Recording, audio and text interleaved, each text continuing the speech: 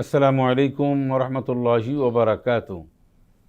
নাহমাদুহু ওয়া নুসাল্লি আলা রাসূলিহিল কারীম, আম্মা বা'দ। সুপ্রিয় দর্শক শ্রোতা, বাংলাদেশ টেলিভিশনের গুরুত্বপূর্ণ অনুষ্ঠান প্রসঙ্গ খুতবা থেকে আমি আপনাদের সকলকে সাদর আমন্ত্রণ জানাচ্ছি। আমরা প্রসঙ্গ খুতবায় গুরুত্বপূর্ণ বিষয় নিয়ে কথা বলার চেষ্টা করি। আজও ইনশাআল্লাহ ন্যায় ইনসাফের গুরুত্ব নিয়ে কথা বলবো। স্টুডিওতে যারা উপস্থিত রয়েছেন তাদের সাথে পরিচয় করে দিচ্ছি। আমার ডান পাশে রয়েছেন বিশিষ্ট আলেম দ্বীন, মুফাসসির কোরআন মুহতারাম হযরত মাওলানা মুফতি ফয়জুল্লাহ, ইমাম ও খতিব, সালামবাগ জামে মসজিদ, রামপুরা, ঢাকা।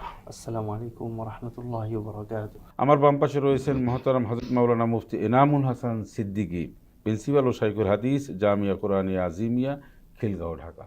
আসসালামু আলাইকুম ওয়া রাহমাতুল্লাহি ওয়া বারাকাতুহু। ইসলামী ইনসাফ, ইনসাফ বলতে কি বোঝায়? ইনসাফ আরবি শব্দ, এর অর্থ হলো ইয়াতাউল হক। ইনসাফের অর্থ হলো মানুষের অধিকার এবং তার হক যেটি রয়েছে সেটি তাকে যথাযথভাবে তার কাছে পৌঁছে দেওয়া। বাংলায় যদি আমরা বলতে চাই ইনসাফের মানে কি, এর মানে হলো পক্ষপাতিত্ব না করা, পক্ষপাতিত্ব না করে প্রত্যেকের হক তার কাছে পৌঁছে দেওয়া। আর আপনি যেটি বলেছেন যে ইনসাফের গণ্ডি কতটুকু, এটা কি শুধু ব্যক্তি জীবনের উপরে নির্ভরশীল, না এটা প্রসারিত, বিস্তৃত? তো এক্ষেত্রে আমরা কোরআন এবং সুন্নাহ থেকে যেটা জানতে পারি, ইনসাফ এমন একটি বিস্তৃত এবং এমন একটি প্রসারিত, একটি প্রশস্ত বিষয় যেটা মানুষের ব্যক্তি জীবন থেকে শুরু করে আন্তর্জাতিক অঙ্গন পর্যন্ত এই দুনিয়ার সমস্ত জায়গাগুলোতেই এটা প্রযোজ্য। এবং এছাড়া পৃথিবীর এই বিশ্বজাহানের জগতের কোনো জায়গায় সুশৃঙ্খল ব্যবস্থাপনা সম্ভব নয়।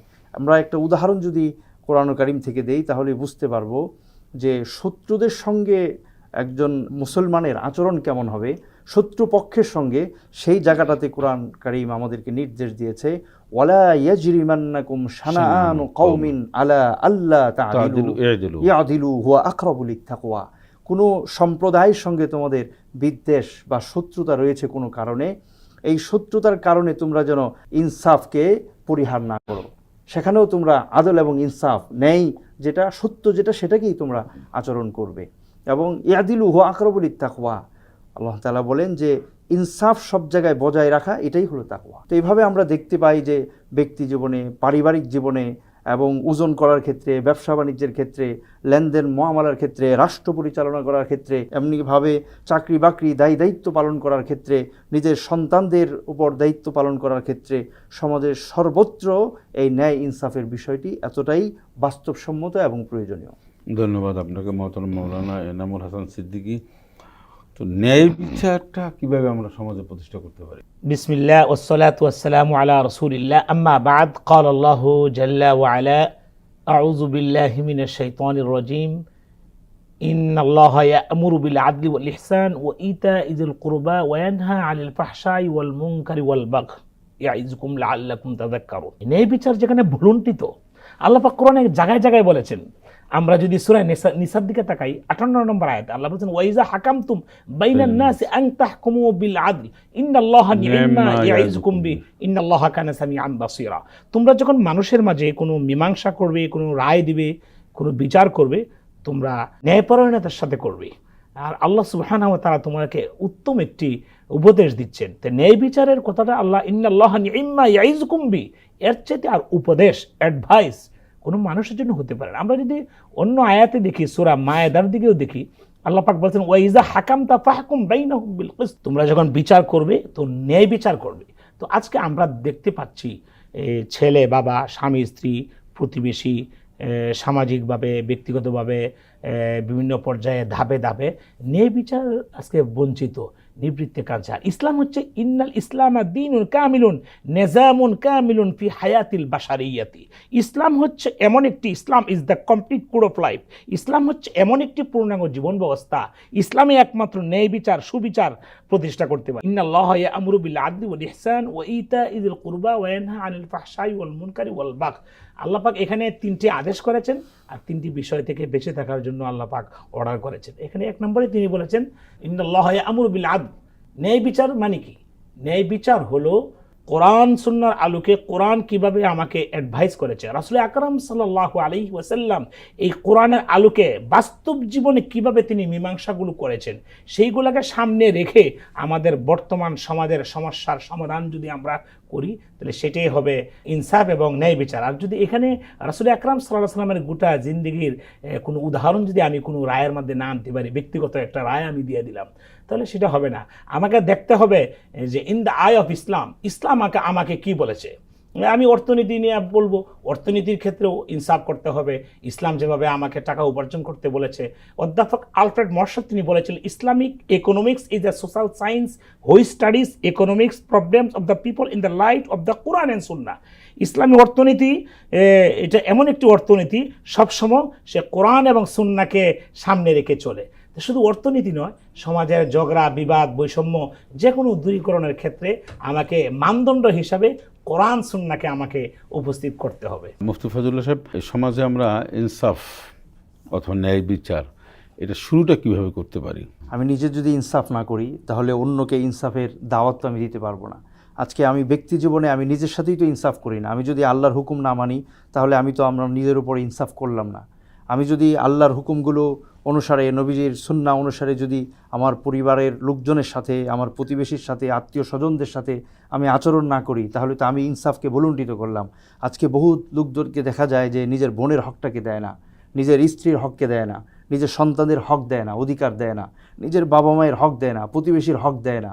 এগুলো হলো একদম প্রাথমিক নিজের জীবনের কাছাকাছি। আমরা সরকারি বেসরকারি অথবা অনেক জায়গায় আমরা দেখতে পাই যে একজন যিনি প্রধান মুদির, তিনি নামাজ কালাম হজ উমরা সব ঠিক আছে, কিন্তু তার অধীনস্থ যারা আছে তাদেরকে সঠিকভাবে হক দেয় না, প্রমোশনের দিক থেকে উনি এটা আটকিয়ে দেন, ওনার পছন্দ না, তাই ভালো কাজ উনি পাচ্ছে না, ভালো পোস্টিং পাচ্ছে না, ভালো বোনাস পাচ্ছে না।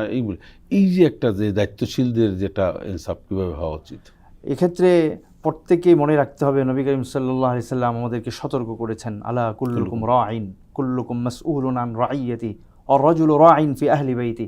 প্রত্যেকটা মানুষ দায়িত্বশীল, যার উপর যে দায়িত্ব আছে। এমনকি একজন রাখাল যদি হয়, রাখালেরও একটা দায়িত্ব আছে। তার এই দায়িত্ব সম্পর্কে আল্লাহ তাআলা তাকে জিজ্ঞাসা করবেন। যদি তার ভিতরে আল্লাহর ভয় থাকে, ও আম্মা মান খাফা মাকামা রাব্বিহি ওয়া নাহান নাফসা আনিল হাওয়া ফাইনাল জান্নাতা হিয়াল মাওয়া। যদি আল্লাহর সামনে দাঁড়ানোর সেই জবাবদিহিতার ভয় তার ভিতরে থাকে এবং নিজেকে এই পক্ষপাতমূলক আচরণ থেকে, স্বজনপ্রীতি বা অন্যকে ঠকানোর বা অন্যকে নানানভাবে ক্ষতিগ্রস্ত করার যে সমস্ত নাইনসাফ বর্জিত আচরণ, যেটাকে জুলুম বলা হবে, এগুলো যে করবে সেই আল্লাহ পাকের কাছে ধরা পড়বে, আল্লাহ তাআলা তাকে ছাড়বেন না। এই জন্য আমাদের প্রত্যেককে নবী করিম সাল্লাল্লাহু আলাইহি সাল্লামের হাদিস মনে রাখতে হবে।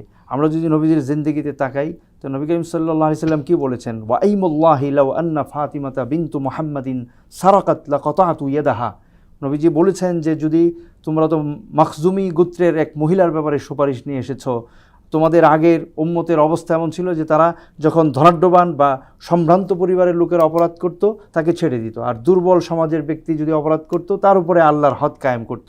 আর আমি তোমাদেরকে এটা জানিয়ে দিচ্ছি, যদি আমার সন্তান, কন্যা সন্তান ফাতেমাও যদি চুরি করত, আমি তার হাতটা কেটে দিতাম। নবীজি কিভাবে নিজের পরিবারের মধ্যে ইনসাফ কায়েম করেছেন। এক সাহাবী নবীজির কাছে এসেছেন, ওনার নাম হলো নু'মান ইবনে বশীর।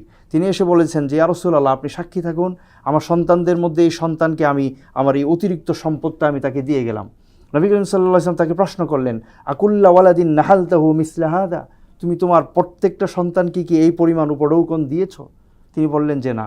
নবীজি বললেন, তাহলে এই অন্যায় এবং বেইনসাফির উপরে, পক্ষপাত আচরণের উপরে আমাকে সাক্ষী বানাইতে পারবে না। ন্যায় ইনসাফ যেটাকে বোঝায় এটা ভাষার দিক থেকে, ব্যবহারের দিক থেকে, তারপরে থাকা খাওয়ার দিক থেকে, মানে মুহতারাম, এমনকি আমাদের সালাফ তো বলেছেন যে একজন কাজী, যিনি বিচারক, তিনি যে দুইটা পক্ষ থাকবে, দুই পক্ষের মধ্যে তাকানোর দিক থেকেও তিনি ইনসাফ করতে হবে। এক পক্ষে 3 বার তাকাইলেন, আরেক পক্ষের দিকে 2 বার তাকাইলেন, তাহলে এটা বেইনসাফ হলো। রাষ্ট্রীয়ভাবে ইনসাফ কীভাবে করতে পারি? ইত্তাকুল্লাহ, আল্লাহর ভয়। আল্লাহর ভয় যার ভিতরে থাকবে না, সে যেখানেই বসুক সেখানেই সে আমানতের খেয়ানত করবে। ওলি খাদিমুকা আলাইকা হাক্কুন, ওলি জাওজাতিকা আলাইকা হাক্কুন, ওলি জাসাদিকা আলাইকা হাক্কুন। তোমার শরীরেরও একটি হক আছে। তুমি যদি তোমার শরীরটাকে তুমি হক আদায় না করো, একটা টাইমে দেখা যাবে তোমার কাছ থেকে একটা কোম্পানি বা একটা দায়িত্বশীল সার্ভিস পাওয়ার কথা, তুমি ক্লান্ত হওয়ার কারণে সার্ভিসটা তুমি দিতে পারছো না, অযথা তুমি নিজের শরীরটাকে দুর্বল করে রেখেছো। রাষ্ট্রীয়ভাবে আমরা ইনসাফ এভাবেই কায়েম করতে পারি, যাকে যে দায়িত্ব দেওয়া আছে এটা আল্লাহর পক্ষ থেকে একটা দায়িত্ব, আমানত। ইন্নাল্লাহা ইয়া'মুরুকুম আন তুআদ্দুল আমানাতি ইলা আহলিহা। এই কোটি কোটি মানুষের টাকায় যার বেতন হয়, তো আমার মাথায় রাখতে হবে আমি তো এই আমানত আমাকে দিয়েছে, সুতরাং আমি ইচ্ছা মতো আমি এটাকে, আপনি একটু আগে উপস্থাপনে বলেছেন, দায়িত্বটা আমানত হিসেবে রাখতে হবে, আমানত হিসেবে, এবং সেটা ইনসাফের ভিত্তিতে বন্টন করতে হবে বা রাসূল কার্যকর আকরাম করতে হবে। সাল্লাল্লাহু আলাইহি ওয়াসাল্লাম স্ত্রীদের ব্যাপারে বলছিলেন, আনা কাসিমুন আল্লাহু ইউতি।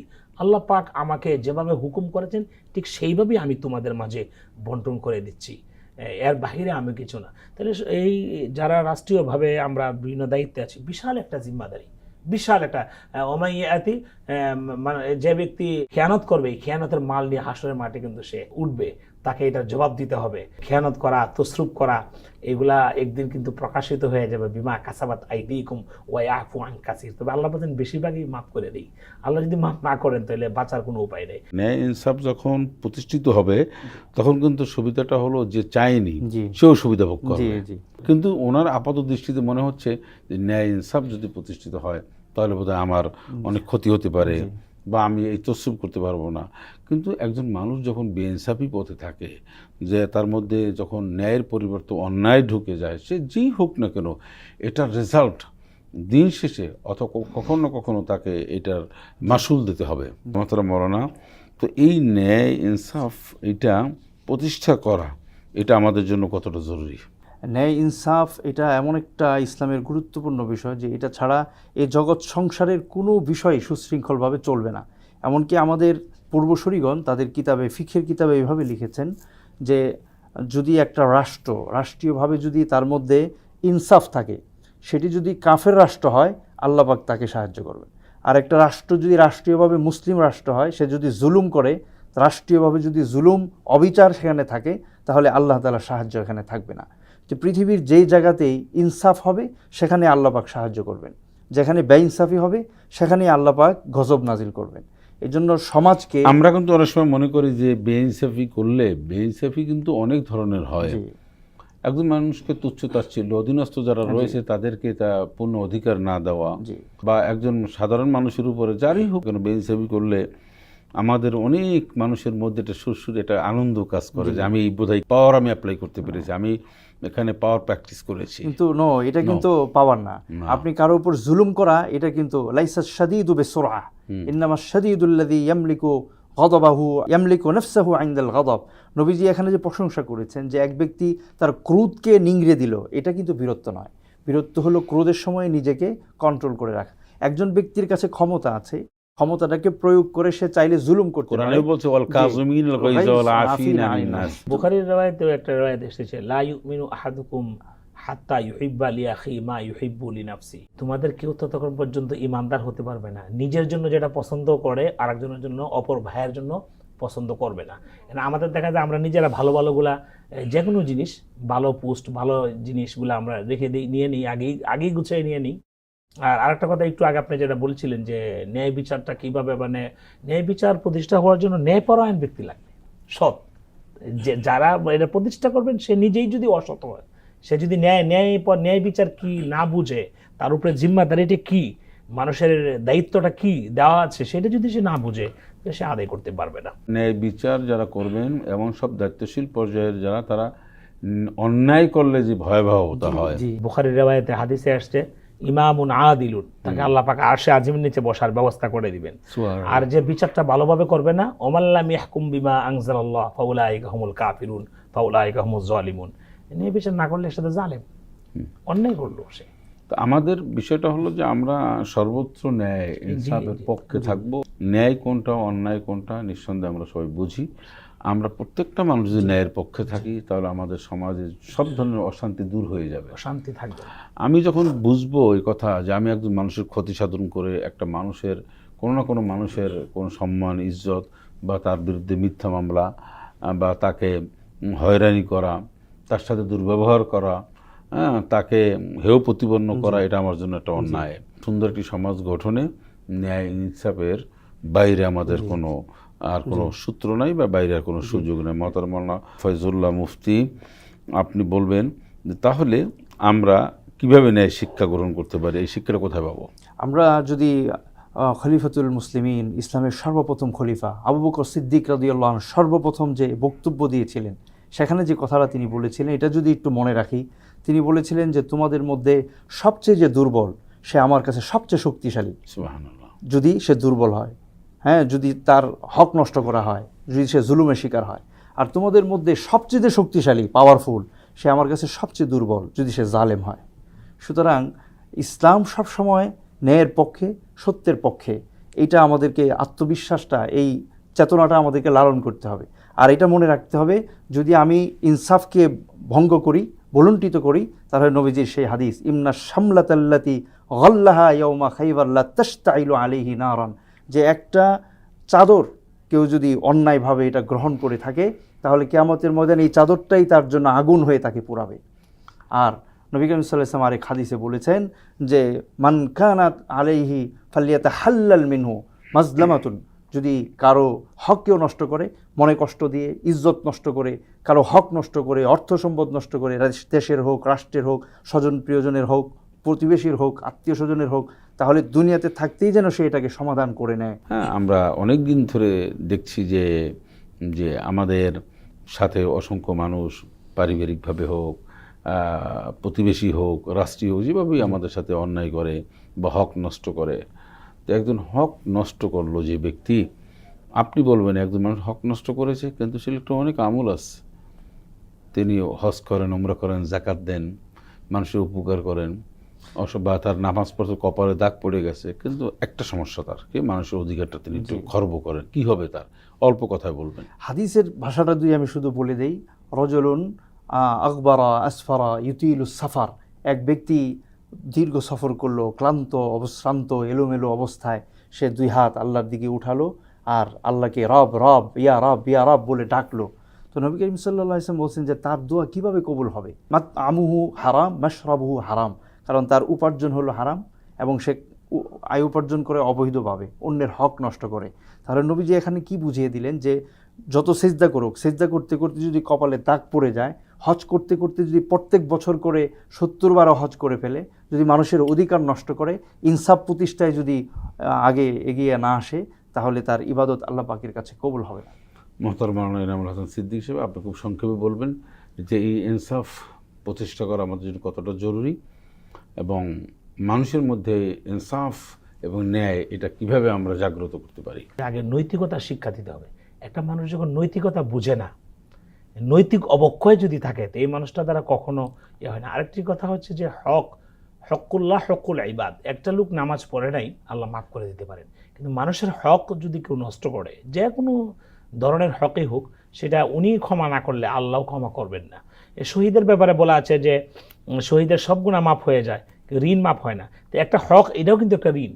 একজনের একটা হক যদি আমি নষ্ট করি, সেই হকটা তাকে আমাকে মৃত্যুর আগে আদায় করে দিতে হবে। তো এই জন্য আমরা নৈতিক শিক্ষা যদি আমাদের না থাকে, এই হক, মানুষের অধিকার, এই ব্যাপারে আমাদের যথেষ্ট এই বিষয়ে শিক্ষা ডিপার্টমেন্টে আমাদের আলোচনা, লেখাপড়ায়, পাঠ্য বইয়ে ন্যায় বিচার, সুশাসন ইত্যাদি অধ্যায় যদি দেওয়া যায়, তাহলে নতুন যারা আসবে তারা এই বিষয়গুলোর প্রতি আরও যখন তাদের জানা থাকবে, নৈতিক শিক্ষাটা থাকবে। মানে এটা আমাদের সমাজে বোঝানো উচিত বিভিন্ন খুতবার মাধ্যমে, সভা, সেমিনার, সিম্পোজিয়াম, লেখনির মাধ্যমে, যে আমরা একটা বড় অন্যায় কাজ করছি, অসংখ্য ন্যায় সংক্রান্ত অসংখ্য সওয়াবের কাজ করছি, কিন্তু একটা অন্যায় করছি, অন্যায় আমরা কন্টিনিউ করে থাকি, সেটা হলো মানুষের হক নষ্ট করে। এটা করা যাবে না, এটা ইনসাফ বা ন্যায় বিচারের পরিপন্থী কাজ। মোহতারাম মাওলানা ইনামুল হাসান সিদ্দিকী, আপনাকে আন্তরিক মোবারকবাদ জানাই, ধন্যবাদ জানাচ্ছি। আপনাকে ধন্যবাদ। মোহতারাম মাওলানা মুফতি মোহাম্মদ ফয়জুল্লাহ, আপনাকে ধন্যবাদ জানাচ্ছি। আপনারা দুজনই ইনসাফের পক্ষে এবং ন্যায় বিচারের পক্ষে সুশাসন কিভাবে প্রতিষ্ঠিত হতে পারে এটা আপনারা ইনশাআল্লাহ বলার চেষ্টা করেছেন। সুপ্রিয় দর্শক শ্রোতা, এতক্ষণ পর্যন্ত ন্যায় ও ইনসাফ প্রতিষ্ঠার গুরুত্ব বা এ সম্পর্কে আমরা অনেক তথ্যবত্ত শুনেছি। আমরা এই প্রসঙ্গ খুতবা ইনশাআল্লাহ আরও শুনবো। পরবর্তী সপ্তাহে আপনাদের সাথে দেখা হবে, কথা হবে। আল্লাহ পাক সে পর্যন্ত ভালো রাখুন, সুস্থ রাখুন। দোয়া করবেন আপনারা আমাদের জন্য, আমরা আপনাদের জন্য দোয়া করি। আসসালামু আলাইকুম ওয়া রাহমাতুল্লাহি ওয়া বারাকাতুহু।